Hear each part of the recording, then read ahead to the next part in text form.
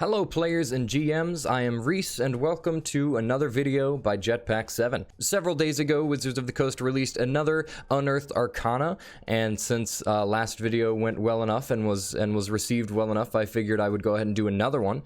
This one is about subclasses. It's by many members of the same writing team that worked on the Feats one. Ben Petrosor, Jeremy Crawford, Dan Dillon, and Taimur Rahman. I really liked what they had in the feats section, so I've glanced over some of the stuff that they put in these subclasses. I haven't looked at it extensively.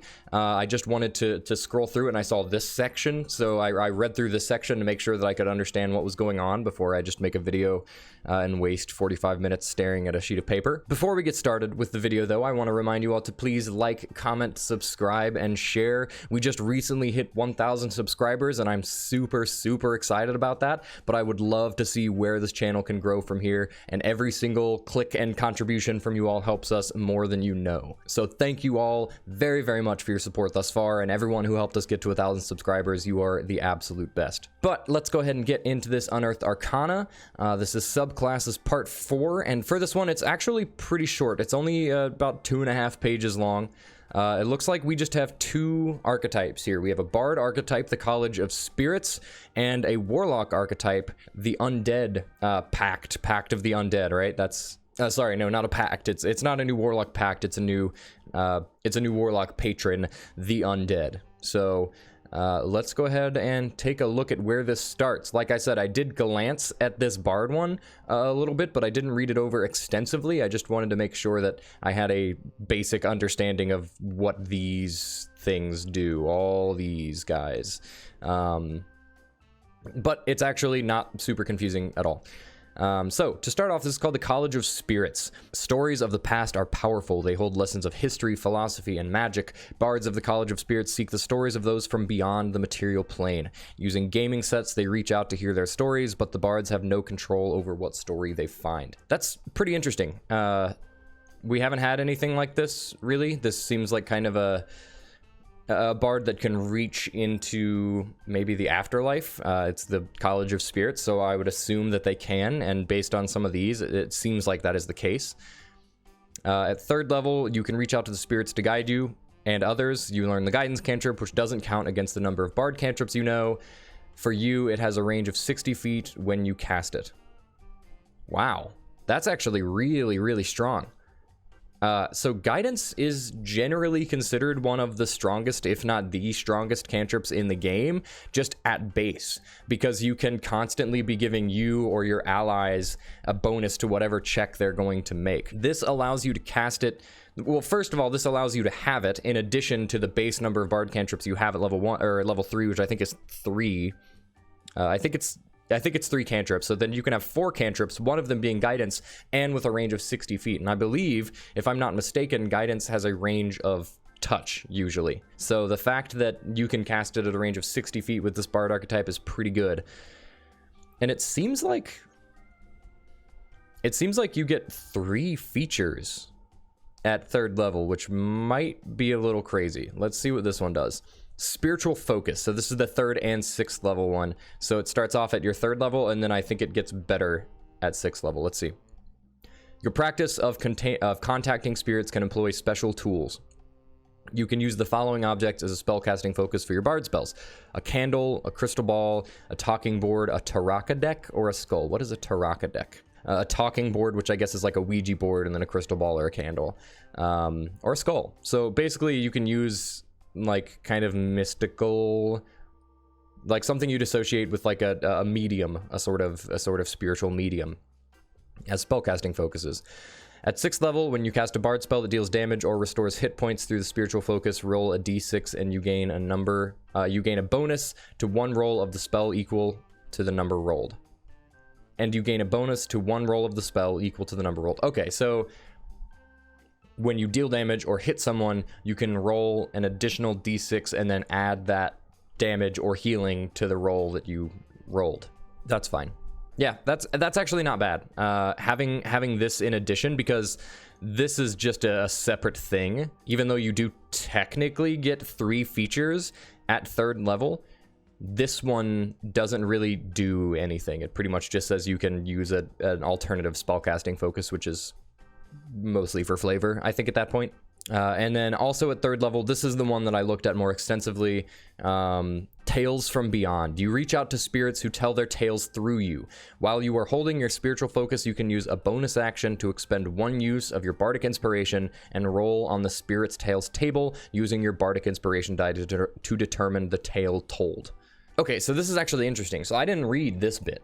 So what that means is that there are 12 spiritual tales, which means when you are starting off as a bard, you only have a d6, but you have to use your bardic inspiration die. So the most you can get initially is from 1 through 6, and then it goes up to 1 through 8, and then 1 through 10, and 1 through 12, like later on in the game. So these kind of scale in power as you get higher up on the die, which is actually really, really cool. I like that a lot. You retain the tale in mind until you bestow the tale's effect or you finish a short or long rest. You can use an action to choose 1 creature you can see within 30 feet of you to be the target of the tale's effect. Once you do so, you can't bestow that tale's effect again until you roll it again. You can retain only 1 of these tales in mind at a time, and rolling on the spirit's tales table immediately ends the effect of the previous tale, and the tale's saving throws your spell save. Okay, so if you use this again, then whatever effect was on, like if you target one of your allies with an effect that lasts for like a minute, I guess, like this first one lasts a minute, if you use it again, then that effect ends. So you can only have 1 of these active at a time is basically what that's saying. So let's take a quick look at all these. I glanced through them before. 1 is a beast. You recite the tale of a clever animal for 1 minute. The target has advantage on perception checks and advantage on attack rolls against a creature if another enemy is within 5 feet of it and that enemy isn't incapacitated. So essentially they have advantage on perception checks, and then if they're attacking a creature and there's another enemy right next to that creature, then they have advantage on that creature, I guess. An advantage on attack rolls against a creature. So I guess it's kind of giving you this like reverse sort of pack tactics thing, where if another creature has an ally near it, then you have advantage on your attacks. It's kind of like, I guess an animal getting kind of backed in a corner kind of thing. 2 is Warrior. You recount the story of a renowned duelist. Make a melee spell attack against a target as an attacking spectral warrior briefly appears in an unoccupied space within 5 feet of the target before vanishing. On a hit, the target takes force damage equal to 2 rolls of your bardic inspiration die plus your charisma modifier. That's actually really strong, because even just at base level, that's 2d6 plus your charisma modifier, which is a pretty heavy attack, honestly. That's a great sword attack as a bard, which isn't too bad. And then as you level up, obviously that just gets better and better. I mean, late game, if you roll a 2, that's going to be 2d12 plus your charisma modifier, which is really, really strong. 3 is Friends. You recite the tale of friends who found each other in the afterlife. The target and another creature of its choice it can see within 5 feet of you regains hit points, so you heal them for your for your inspiration die plus your charisma modifier. Okay, so it's like a little cure wounds, essentially. It's like a cure wounds that can be either worse or better than cure wounds. You tell the tale of an adventurer that could escape any confinement. The target can immediately use its reaction to teleport. Okay, I remember this one. The target can immediately use its reaction to teleport up to 30 feet to an unoccupied space it can see. I feel like it should end there. However, it keeps going. When the target teleports, it can choose a number of creatures it can see within 30 feet of it up to your charisma modifier to immediately use the same reaction. So basically, you can teleport, you can give one creature a reaction to teleport, and then they can choose any other creature within 30 feet of it. Yeah, when the target teleports, it can choose a number of creatures it can see within 30 feet of it up to your charisma modifier to immediately use the same reaction. So if your charisma modifier is decent, and as a bard it probably is, then you can teleport probably your entire team as a reaction 30 feet, which is, if they're within range, which is really powerful. So maybe it should just stop right there, but I'm not entirely sure. The range of 30 feet it can be pretty limiting, but who knows. You recount the tale of an avenging knight. For 1 minute, whenever a creature the target can see within 30 feet of it is damaged by a creature, the target can use its reaction to deal force damage equal to a roll of your bardic inspiration die to the attacker. Okay, so this is oddly worded. I think that maybe is unnecessary, but So basically you can put this on yourself or someone else. That's why it's worded like this. Whenever a creature the target can see within 30 feet. So you select the target, and then any creature they can see within 30 feet of it can use their then the target can use your reaction to deal force damage equal to your Bardic Inspiration die to the attacker. So it's worded kind of awkwardly because essentially you can target yourself or another creature, which is actually really good because as a bard, oftentimes you're just sitting on the back line. But if you have an ally within 30 feet of you that's kind of like the mid-range, you know, maybe the rogue or someone like that who's within 30 feet of you, then they can target, if they can see like the tank who's up front, then they can, your target can use their reaction to deal damage to the person dealing damage to the tank. So it's kind of this, it just gives you more options for a little bit more confusing wording. Hero, you speak the tale of an epic hero. Choose a creature you can see within 30 feet of you. The target gains temporary hit points equal to a roll of your Bardic Inspiration die plus your Bard level. While it has this temp HP, the target's walking speed increases by 10 feet. Okay, that's pretty dang good. So you give not only someone temp HP, a pretty fair amount of temp HP, but they also get additional movement speed as well, which, you know, we love to see that. Mobility is such a huge stat, and you don't realize it until you play a monk or a rogue or something like that, and you realize how much you're able to get around the battlefield compared to the standard like 30 feet of movement that people are used to.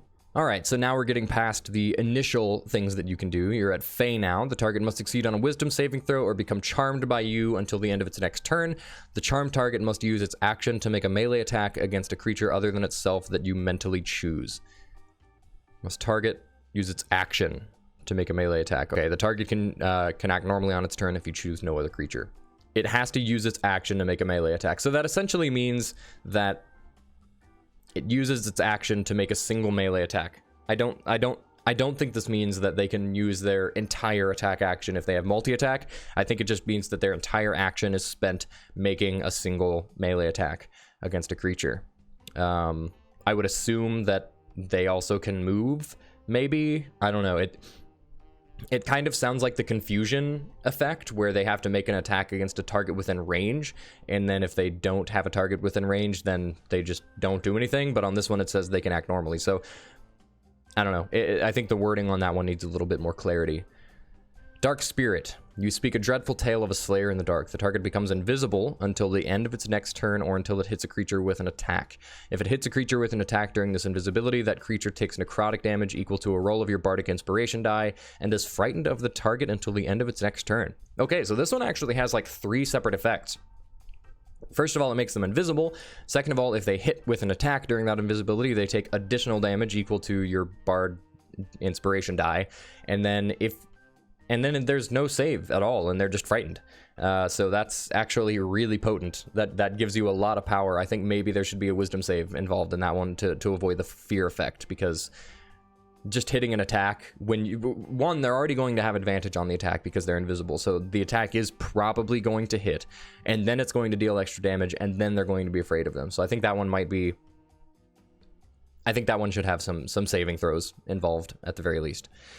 So now we're at the point where you need a D10.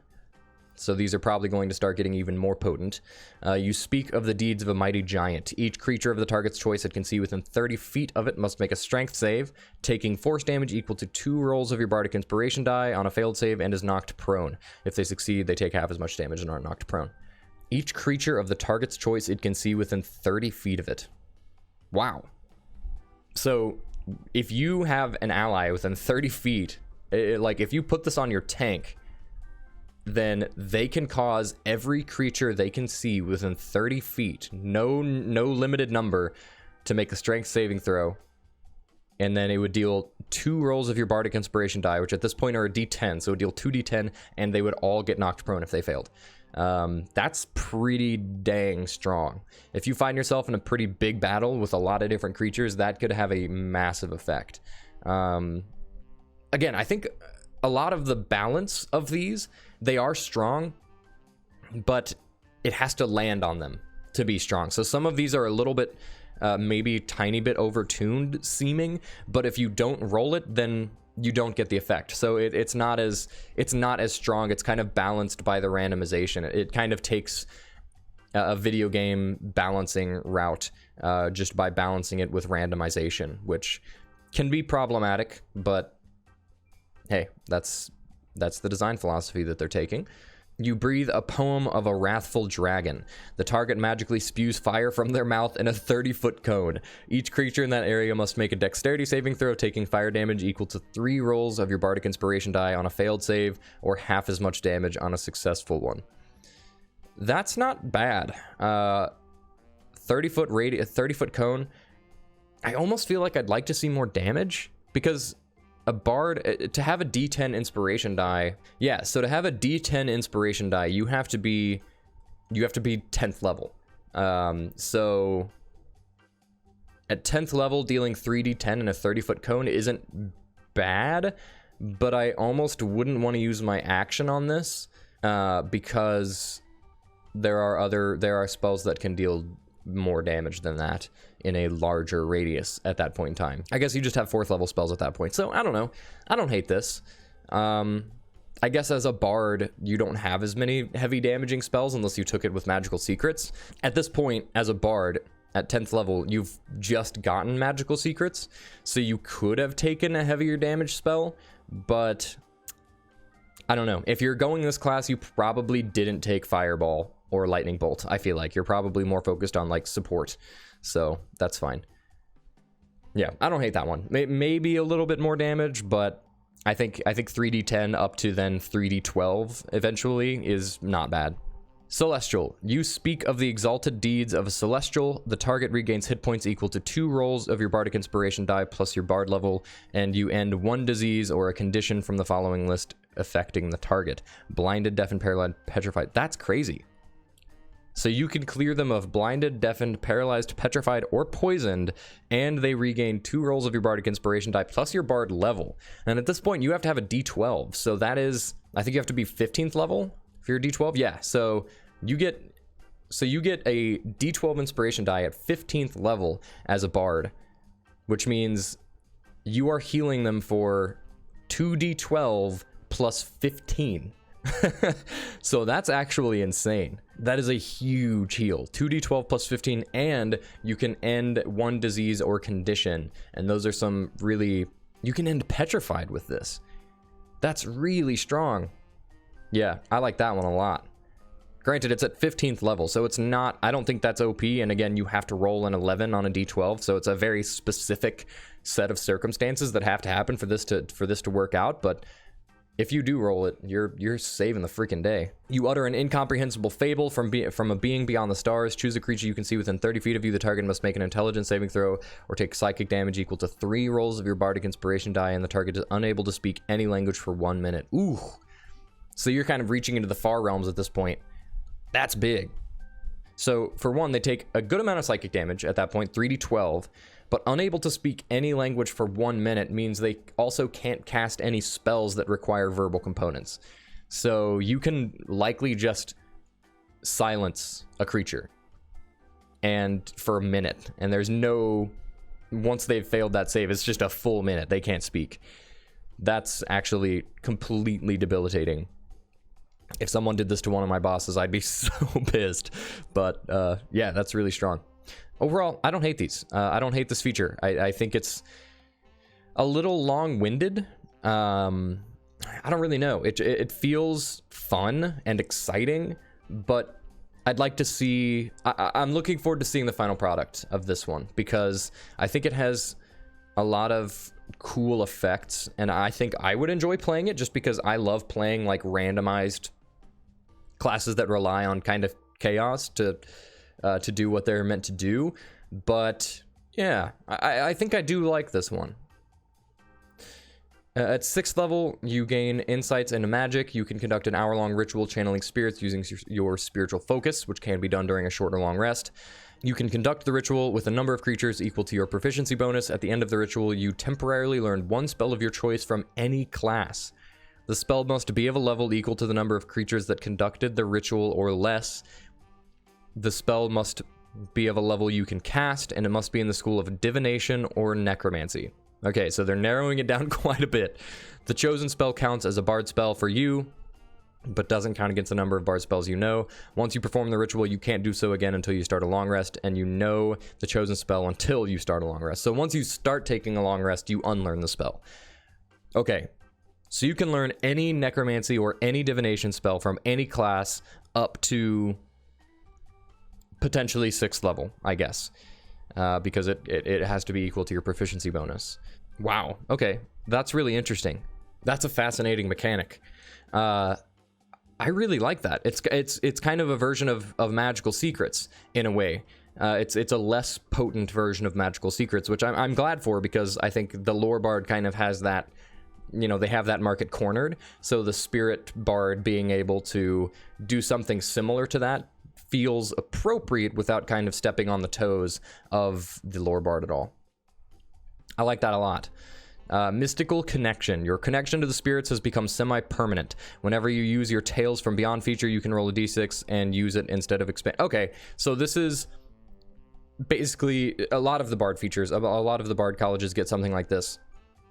It basically just says you can use your minimum bardic inspiration die, the smallest one you have, for free all the time, without expending a bardic inspiration die. So it allows you to just use like the weakest version of your most important class feature without expending your actual die themselves. But then the cool thing about this is you can still use your bardic inspiration die for the Tales effect without expending it. So you can use a d6. You can use a d6 to roll on this table for free without expending any bardic inspiration. But once you do, you're using your full-sized bardic inspiration die. At that point, it would be a d10, and then eventually up to a d12 to actually apply the effect of this. So, like, if you roll a warrior, they would take 2 rolls of your d10 plus your charisma modifier, but you still wouldn't have to use any bardic inspiration die at that point. So that's actually really, really good. This one would basically just allow you to do this every turn if you wanted to, which I thoroughly enjoy. Wow, yeah, that's the Spirit Bard. I really like that. I really like this archetype. I think it offers a completely different playstyle than every other bard. It relies so heavily on its bardic inspiration feature that it actually makes it it almost doesn't even want to focus on spellcasting at that point. But then you get your spirit session thing that will allow you to kind of open up the spellcasting options. This is a fun support oriented bard archetype. I always thought the bard does kind of make the best support class in the game by far. And this one is just another addition to that list of awesome supporting bard archetypes. Great work on this one. I like that one a lot. Got my Horde mug. All right, moving on now to the Undead Warlock. I haven't looked at this one at all, so I'm kind of hoping that this is a necromancy focused warlock, one that can kind of summon undead, maybe, because I always thought that would work really well with a warlock, but we'll see. The undead is an entity that resides in the dark corners of the multiverse. Your patron could be a Serac, a Zalen, don't know that one, Lord Soth, Strahd, or some other ancient undead being. You may seek to gain knowledge from your patron's countless lifetimes of experience, while it may see you as a piece of a centuries-long plan. Get an expanded spell list, just like every other warlock patron. Bane, False Life, Blindness, Deafness, Phantasmal Force, Speak with Dead, Phantom Steed. Oh, I love Phantom Steed. I don't think Phantom Steed is a particularly strong spell, but I like it. Death Ward, Greater Invisibility, Anti-Life Shell, and Cloud Kill. That's pretty good. Death Ward and Greater Invisibility really stand out to me as big ones. But Bane is actually huge. And False Life gets a lot of value on warlocks, because when you cast it at a higher level, you get a lot of hit points. Blindness, Deafness is a classic. Anti-Life Shell, Cloud Kill. Cloud Kill is one of my favorite spells in the game, so no complaints there. Nothing ridiculously strong. Greater Invisibility and Cloud Kill are pretty powerful spells. All of them are good. I like that expanded spell list. Form of Dread. You manifest an aspect of your patron's dreadful power. As a bonus action, you transform for 1 minute. You gain the following benefits while transformed. You gain temporary hit points equal to 1d10 plus your warlock level. Oh, this is going in a very different direction than I expected. Once during each of your turns, when you hit a creature with an attack, you can force it to make a wisdom saving throw, and if the saving throw fails, the target is frightened of you until the end of your next turn. You are immune to the frightened condition. You can transform a number of times equal to your proficiency bonus, and you regain all expended uses when you finish a long rest. The appearance of your form of dread reflects some aspect of your patron, blah, blah, blah, flavor text. Wow, okay, so this is going actually towards more of like a bruiser warlock, like a melee-focused warlock, which makes these spells better, actually, because a lot of these spells do not require like a saving throw. They don't utilize your spell attack or your save DC. This patron would allow you to kind of build more into your strength or dexterity, because then when you transform, as a bonus action, nonetheless, you get temp HP equal to 1d10 plus your warlock level, and you can cast False Life, which will give you even more temp HP. That's awesome. Once during each of your turns, you can fear a creature with an attack. That's maybe too strong. Just at a glance, I think that might be a little too strong. I think maybe you should be able to do that a number of times equal to your charisma modifier or something. But that's potent. No doubt. Grave Touched. Your patron's powers have a profound effect on your body and magic. You don't need to eat, drink, or breathe. Makes sense. You're undead. In addition, when you hit a creature with an attack and roll damage against the creature, you can replace the damage type with necrotic damage. While you are using your form of dread, you can roll 1 additional damage die when determining the necrotic damage the target takes. Wow. So when you hit a creature with an attack, you can not only deal necrotic damage instead of whatever physical damage you'd be dealing, but you can deal additional necrotic damage equal to an additional damage die. That's just a crit. That's just a critical strike every single attack using necrotic damage. That is... oof. This thing is strong. Okay. Your connection to undeath and necrotic energy now saturates your body. You have resistance to necrotic damage. If you are transformed using your form of dread, you instead become immune to necrotic damage. In addition, when you are reduced to 0 hit points, you can cause your body to explode. Thank God, man. Thank God this exists. Each creature within 30 feet of you takes necrotic damage equal to 2d10 plus your warlock level. You then revive with 1 hit point in your previous space along with your gear, and you gain 1 level of exhaustion. Once you revive this way, you can't do so again until you finish 1d4 long rests. Okay. So you can't do this super often, but I love this feature so much because it's not crazy strong, because of the fact that you can only do it once every D4 long rest. So it's potentially, you can only do this once every 4 days, which isn't that often at all, obviously. But being able to explode your body when you get dealt damage and then just reforming with one hit point is probably my favorite imagery that exists in Dungeons and Dragons. So I like that feature. Regardless of the balance. I don't know if this is... I think this makes sense. The resistance to necrotic damage and eventually immunity to necrotic damage. I think it makes sense. Which I guess, considering that this one can only happen at most once a long rest, then it's not horribly unbalanced. I think, honestly, this feature is balanced. The 10th level feature is balanced, Mortal Husk. I think this one is maybe too much, and this one is maybe too much. I think there's just a couple things that could be taken out of those to balance it, but let's see what happens at 14th level. Spirit Projection. Your body is now simply a vessel for your spirit. Of course. As an action, you can project your... I mean, really, is anyone's body anything but a vessel for their spirit? As an action, you can project your spirit from your body. The body you leave behind is unconscious and in a state of suspended animation. You can astral project. Your spirit can remain outside your body for up to 1 hour or until your concentration is broken. When your projection ends, your spirit returns to your body or your body magically teleports to your spirit's space. Oh, wow. So you can either pull your spirit back to your body or your spirit can pull your body to the spirit. That's hilarious. Okay. Your spirit and body gain resistance to bludgeoning, piercing, and slashing damage. When you cast a spell of the Conjuration or Necromancy school, the spell doesn't require verbal, somatic, or material components that lack a gold cost. You have a flying speed equal to your walking speed and can hover. You can move through creatures and objects as if they were difficult terrain, but you take a d10 force damage if you end your turn inside a creature and object. While you were using your form of dread, once during each of your turns when you deal necrotic damage to a creature, you regain hit points equal to half of the necrotic damage dealt, which, by the way, is pretty much doubled from your from the earlier feature. And then once you use this feature, you can't do so again until you finish a long rest. So you can do this once a long rest. As an action, you can spiritually project, and then as a bonus action, you can enter your form of dread. So that's a full turn, basically, to use this and then your form of dread. But that is crazy, because this lasts for an hour. You're essentially concentrating on a spell.